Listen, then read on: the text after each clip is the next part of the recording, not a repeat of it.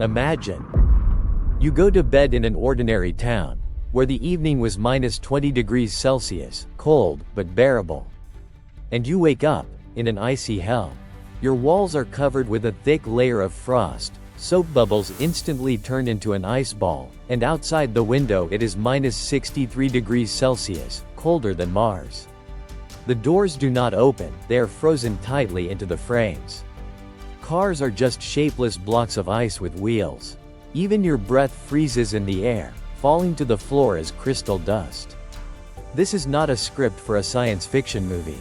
This is the real story of the Canadian village of Snag, which in January of 1947 froze overnight. How did it happen? Let's break it down.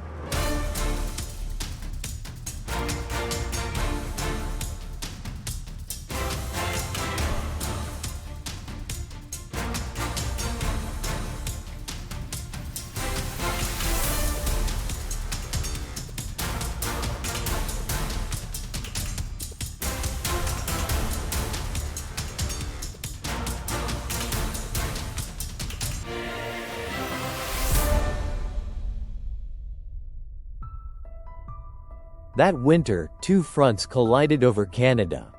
Icy Arctic air from the North Pole and relatively warm, moist air from the Pacific Ocean. The result?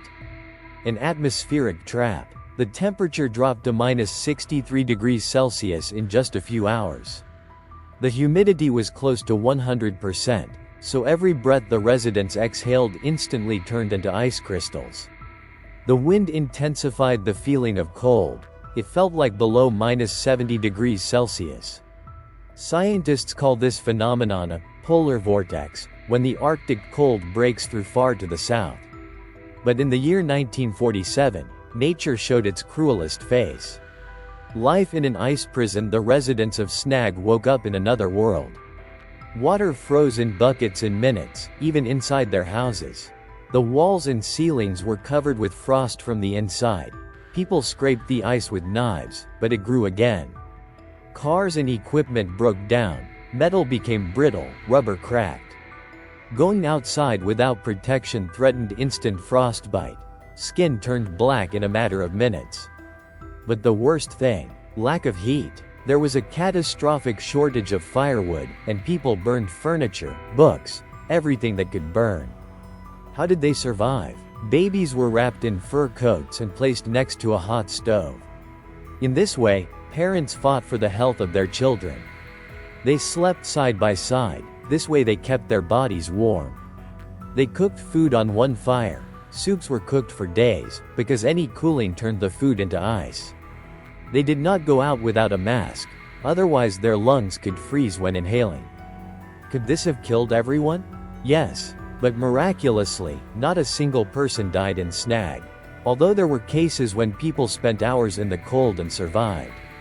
One of the most amazing cases. A boy who got lost and slept for 3 days in a snowdrift. When he was found, he was alive, but covered in an ice crust. Will this happen again? Scientists say that it can happen at any moment.